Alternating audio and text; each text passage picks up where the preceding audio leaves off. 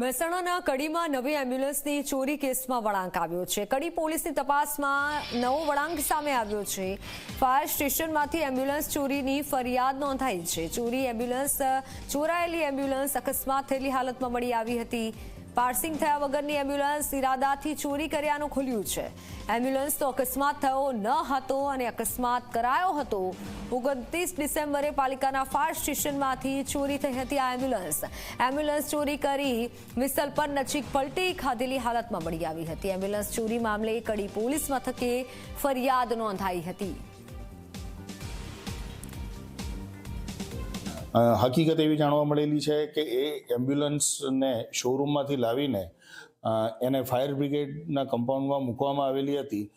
એ ત્યાંથી જ એની વગર પાસિંગ થયા વગર જ આ કોઈક વ્યક્તિએ એની ચોરી કરેલી અને એને લઈ જઈ જાણી જોઈને એણે આ કેનાલની બાજુમાં એ ગાડીને નાખી દીધી હોય એવું અમને એક જાણવા મળેલું છે।